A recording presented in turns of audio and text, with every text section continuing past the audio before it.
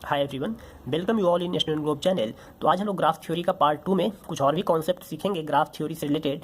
सो आपसे उम्मीद करता हूं कि ग्राफ थ्योरी का पार्ट 1 आप जरूर देखें, जिसमें बहुत सारे कॉन्सेप्ट डिस्कस किए गए थे और सिंपल कॉन्सेप्ट और जो भी बेसिक कॉन्सेप्ट थे, टर्मिनोलॉजीज थे, वो डिस्कस किए गए हैं कि ग्राफ हम लोग कैसे फॉर्म करेंगे। और एक बहुत ही इंपॉर्टेंट कॉन्सेप्ट उसमें डिस्कस किया गया था कि यदि डिग्री का सीक्वेंस दिया हुआ रहेगा तो क्या उससे आप ग्राफ फॉर्म कर सकते हो। तो गेट जैसे एग्जामिनेशन में बहुत बार प्रॉब्लम पूछे जा चुके हैं उस कॉन्सेप्ट से, तो डिस्क्रिप्शन बॉक्स में भी लिंक शेयर किया गया है पार्ट 1 का, आप उसको जरूर देखें। So let's start with another concept of graph theory. So first concept is path. What is path in graph theory? तो फ्रेंड्स, जैसे यहाँ पे हमने एक एग्जांपल लिया है 4 vertexes and this is 1 to 2, 2 to 4 edge connected है और एज गिवन है। सो 1 2 4 3 2, 1 2 4 3 2 इज अ पाथ, मतलब एक वर्टेक्स से दूसरे वर्टेक्स तक जाने में कितने सीक्वेंस आ रहे हैं एजेस का। So that is nothing but path. अब हम यदि बात करें स्पेशल पाथ की, और this is called trivial path. तो ट्रिवियल पाथ वैसे ग्राफ में होते हैं जहां पे नंबर ऑफ वर्टेक्स सिंगल हो। So trivial path is path with 0 edges. जब सिंगल वर्टेक्स हो इसका मतलब एजेज होंगे नहीं, एजेज हमेशा 2 वर्टेक्स के बीच में पॉसिबल होता है। यहाँ पे हमने रिलेटेड पॉइंट यहाँ पे लिया है, single vertex graph is always connected graph. तो ये हमेशा क्या होगा? कनेक्टेड ग्राफ होगा। But null graph is disconnected graph. Null graph का मतलब नंबर ऑफ वर्टेक्स क्या होगा? 0 होगा। अब हम यहाँ पे बात करें कि पाथ में सिंपल पाथ भी हो सकता है, तो यहाँ पे क्या है? No repetition of edges. जैसे इस ग्राफ की बात करें 1 2 3, so 1 2 3 1, this is simple path. लेकिन यहाँ पे क्या था, यदि हम लोग बात कर रहे हैं 1 2 4 3 2 एंड वंस अगेन यदि हम किसी एज को रिपीट करें तो क्या होगा? सिंपल पाथ नहीं कहलाएगा। Now another point we have connected graph. So what is connected graph? This is another simple concept in graph theory. So a graph is called connected if there is a path between every 2 vertices, otherwise disconnected graph हम लोग बोलेंगे। तो यहाँ पे बोला गया है कि जो हमारा ग्राफ दिया गया है तो हर वर्टेक्स के बीच में कुछ न कुछ क्या हो? कनेक्टिविटी हो और एज गिवन हो। जैसे यहाँ पे देखिए 1 and 2, कोई भी एक ऐसा वर्टेक्स नहीं है जिसके बीच में एज नहीं है। बट यदि हम यहाँ पे एग्जाम्पल के तौर पे बात करें कि 3 वर्टेक्स यहाँ पे भी दिया गया है लेकिन यहाँ पे एज नहीं है, so this is called disconnected graph. अब हम लोग डिस्कस करेंगे एक और कॉन्सेप्ट को, that is cut vertex. So suppose that here यहाँ पे हमारे पास 3 वर्टेक्स दिया गया है and edges are from 1 to 2 and 2 to 3। तो कट वर्टेक्स हम लोग किसको बोलेंगे वो हम लोग समझ लें। तो कट वर्टेक्स का मतलब ये हुआ कि आप यदि किसी भी वर्टेक्स को यदि आप रिमूव करते हो तो उसके बाद यदि डिसकनेक्टेड ग्राफ होता है तो इसका मतलब क्या हो? कट वर्टेक्स कहलाएगा। If you remove 2 from this graph then it will become 2 disconnected graph. एक में सिंगल वर्टेक्स, दूसरे में भी single vertex. So this is the concept of cut vertex. और ये भी बोल सकते हैं कि कट वर्टेक्स आप जैसे ही रिमूव करते हो और यूज करते हो तो नंबर ऑफ कंपोनेंट क्या है? इंक्रीज हो जाएगा। This is a single component but after removing this vertex we are having 2 component. तो हमने यहाँ पे एक एग्जाम्पल भी लिया है कि सपोज दैट 2 कंपोनेंट है इन विच यहाँ पे सिंगल वर्टेक्स है और यहाँ पे 3 वर्टेक्स दिए गए हैं। यदि हम लोग 2 को रिमूव करें तो 2 को रिमूव करने से क्या होगा? नंबर ऑफ कंपोनेंट इंक्रीज करेगा। दैट इज द मीनिंग कि ये 2 क्या है? कट वर्टेक्स है। सो अब क्या हमारे पास हो जाएगा? 3 कंपोनेंट हुआ। 2 को जैसे रिमूव किया इसका मतलब 2 क्या है? हमारा कट वर्टेक्स है। And another example you can see here. So suppose that यहाँ पे क्या है? सिंगल वर्टेक्स लिया गया है। So this is a connected graph. After removal of vertex it will be disconnected graph, hence this is a cut vertex. तो cut vertex का एक और भी कॉन्सेप्ट आप यूज कर सकते हो कि आप जैसे ही उसको रिमूव करते हो और कट वर्टेक्स को हटाते हो इसका मतलब क्या? डिसकनेक्टेड ग्राफ में कन्वर्ट हो जाता है। Now we will use another concept that is bridge. So what is bridge? ये भी बहुत इंपॉर्टेंट कॉन्सेप्ट है ग्राफ थ्योरी में। So an edge is called cut edge if its removal either disconnects the connected graph or increase the number of connected component। तो friend, bridge को हम लोग cut as भी बोलते हैं। तो बोला गया कि कट एज आप यदि यूज करते हो और रिमूव करते हो किसी एज को तो उसमें क्या होगा कि नंबर जो ग्राफ होगा क्या हो जाएगा? डिसकनेक्टेड हो जाएगा और नंबर ऑफ कनेक्टेड कंपोनेंट क्या होगा? वो बढ़ जाएगा। जैसे इस एग्जाम्पल की यदि हम बात करें, सो यदि इस एज को हम रिमूव करें इसका मतलब क्या होगा? दिस इज द ब्रिज, जो कि 2 कनेक्टेड ग्राफ को कनेक्ट करके रखा है। सो यदि हम इसको रिमूव करें तो ये क्या कहलाएगा? कनेक्टेड कट एज कहलाएगा, क्योंकि यहाँ पे नंबर ऑफ कंपोनेंट जो है एक से ज़्यादा हो रहा है, मतलब एक इधर हो जाएगा और दूसरा यहाँ पे हो जाएगा। So this is cut edge. और यहाँ पे एक और भी इंपॉर्टेंट कॉन्सेप्ट हमने यहाँ पे मेंशन किया है कि ब्रिज कांट फॉर्म साइकिल। तो ब्रिज जो होती है वो क्या है? साइकिल फॉर्म नहीं करेगा। सो यहाँ पे आप साइकिल यदि हम एग्जिस्ट करते सपोज दैट 1 to 5 आते हैं, so this will not form bridge. तो हमारा ब्रिज का मतलब क्या हुआ कि सिंपल होना चाहिए, साइकिल फॉर्म नहीं होना चाहिए। Now we will move to another concept of graph theory vertex connectivity number. तो फ्रेंड्स इस टाइप के जो भी कॉन्सेप्ट है डायरेक्ट प्रॉब्लम पूछे जाते हैं, आपको इसमें कोई भी फॉर्मूला याद रखने की जरूरत नहीं है, बस आपको सिंपल यदि कॉन्सेप्ट पता हो तो आप प्रॉब्लम को सॉल्व कर सकते हो। तो वर्टेक्स कनेक्टिविटी नंबर का मतलब ये होता है कि किसी भी ग्राफ से आप कितना मिनिमम नंबर ऑफ वर्टेक्स को रिमूव कर रहे हो सो दैट ग्राफ बिकम्स डिसकनेक्टेड। जैसे इस ग्राफ की बात करें और इस एग्जांपल की बात करें तो आप जैसे ही 1 को रिमूव करते हो तो ग्राफ क्या हो जाएगा, डिसकनेक्टेड होगा। इसका मतलब वर्टेक्स कनेक्टिविटी नंबर क्या है, 1 है। यदि एक और एग्जाम्पल ले हम लोग जो ये कंप्लीट ग्राफ दिया गया है, तो कंप्लीट ग्राफ में कितना वर्टेक्स को आप हटाओगे ये डिसकनेक्टेड होगा। यदि आप सिंगल 1 को हटाओ तो ये डिसकनेक्टेड नहीं होगा। 1 सेकंड 2 3 4 आर कनेक्टेड टुगेदर। यदि आप 2 को रिमूव करो तो 1 and 2 को रिमूव करने से क्या होगा, 3 and 4 स्टिल कनेक्टेड। तो इस तरह के कंप्लीट ग्राफ यदि है तो इसका मतलब क्या कि टोटल जितने वर्टेक्स दिए गए हैं उसको आपको रिमूव करना पड़ेगा। तो हमेशा याद रखें कि कंप्लीट ग्राफ यदि है तो कनेक्टिविटी नंबर और वर्टेक्स कनेक्टिविटी नंबर हमेशा क्या होगा, नंबर ऑफ वर्टेक्स के बराबर होगा। यदि हम एक और एग्जांपल जो बहुत इंटरेस्टिंग है कि यदि ये साइक्लिक ग्राफ है तो इसमें वर्टेक्स कनेक्टिविटी नंबर क्या होगा फ्रेंड्स, यदि आप 5 and 2 को रिमूव करो या 2 and 4 को रिमूव करो, it means that vertex connectivity number इसमें क्या हो जाएगा, 2 हो जाएगा। Now we will understand what is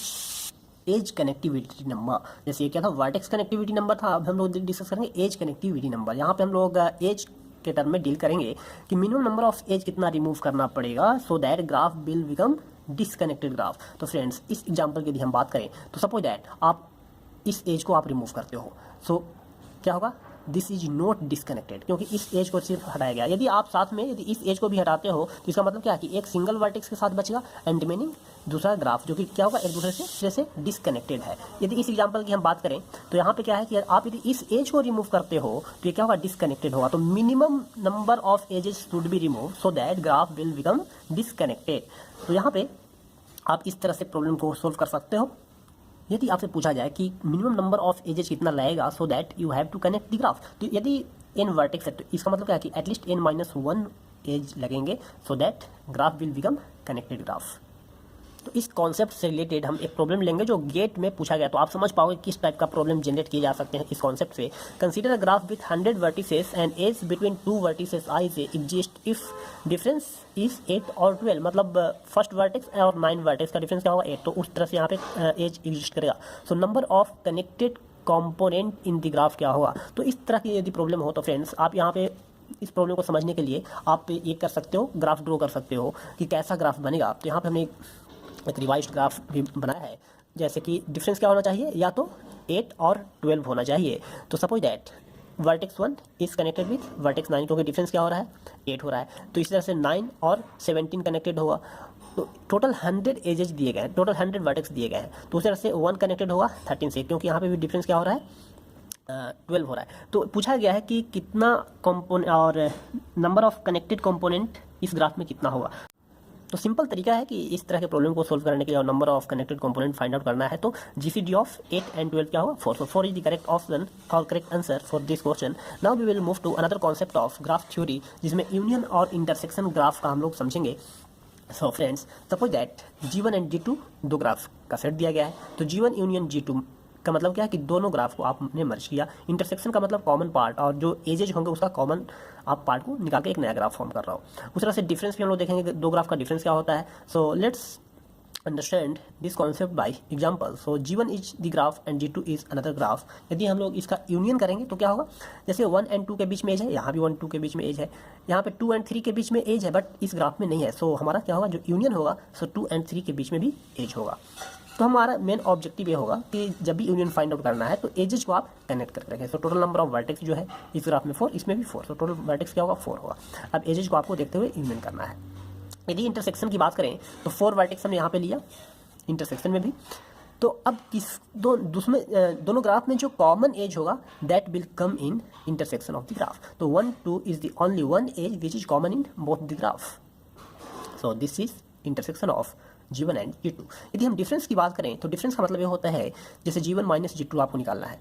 so वैसे एज जो G2 में उसको आप रिमूव कर दो। तो यहाँ पे हम देख पा रहे हैं कि 1 and 3 के बीच में क्या एज है इस ग्राफ में, लेकिन यहाँ पे नहीं था। सो 1 and 3 रहा, एंड 3 and 4 के बीच में भी एज है, तो 3 and 4 रहा। बट 1 and 2 को रिमूव किया गया है क्योंकि 1 and 2 इस ग्राफ का भी एज है। So this is the concept of difference of two graph. Now we will move to complement of a graph. तो कॉम्प्लीमेंट ऑफ द ग्राफ भी हम लोग बहुत ही जल्द समझेंगे एक एग्जांपल से। तो फ्रेंड्स सपोज दैट कि GN is the graph are given, तो इसका यदि हम लोग कॉम्प्लीमेंट फाइंड आउट करें तो कॉम्प्लीमेंट का मतलब ये होता है कि जैसे 1 and 2 के बीच में एज है, 1 and 4 के बीच में एज है, तो कॉम्प्लीमेंट निकालने का मतलब क्या कि कौन सी वर्टेक्स है उसके बीच में एज नहीं, सो 1 and 3 के बीच में एज नहीं, सो 1 and 3 के बीच में एज हो गया, एंड उससे 2 and 4 के बीच में एज हो गया, so this is complement graph. और हमेशा याद रखना कि किसी भी ग्राफ का यदि उसके कॉम्प्लीमेंट के साथ यूनियन किया जाए तो कंप्लीट ग्राफ फॉर्म होता है। तो कंप्लीट ग्राफ हुआ, इसका मतलब नंबर ऑफ एजेस कितने हो जाएंगे, NC2। तो इस कॉन्सेप्ट पे एक प्रॉब्लम भी लिया गया, आप इसको सोल्व कर सकते हो। So go through yourself. Now we will move to another concept of graph theory, that is very important concept, that is Euler graph. तो फ्रेंड्स, यूलर ग्राफ क्या होता है वो हम लोग समझे। तो यूलर ग्राफ में हम लोग दो कॉन्सेप्ट को डिस्कस करेंगे, Euler path and Euler circuit. तो यूलर ग्राफ हम लोग उस ग्राफ को बोलेंगे जहाँ पे यूलर पाथ और यूलर सर्किट एग्जिस्ट करता हो। तो हम लोग पहले समझे यूलर पाथ होता क्या है। तो suppose that this is one graph which has 4 vertices and edge connected to each other. So Euler path हम लोग उसे बोलेंगे which contains every edge exactly once. Suppose that 1 to 4, 4 to 3, 3 to 2, 2 to 1 and 1 to 3. So this is Euler path. तो हमने क्या बोला, Euler graph हम लोग तब बोल पाएंगे यदि किसी ग्राफ में यूलर पाथ एग्जिस्ट करता हो या यूलर सर्किट एग्जिस्ट करता हो। तो यहाँ पे यूलर पाथ एग्जिस्ट कर रहा है तो ये यूलर ग्राफ होगा। Now we will look for what is Euler circuit. तो फ्रेंड्स, यूलर सर्किट जो होता है अ क्लोज सिंपल पाथ कहलाता है। So here is the definition of Euler circuit. तो जब ये सर्किट है तो इसका मतलब क्या है कि स्टार्ट वर्टेक्स और एंड वर्टेक्स क्या होगा, सेम होगा। So this is nothing but a cyclic kind of thing. So a closed simple path is a circuit. तो हम लोग इसको एक एग्जांपल से समझेंगे। Suppose that this is a graph which contains 6 vertices. तो हम लोग इसमें यूलर सर्किट फाइंड आउट करेंगे।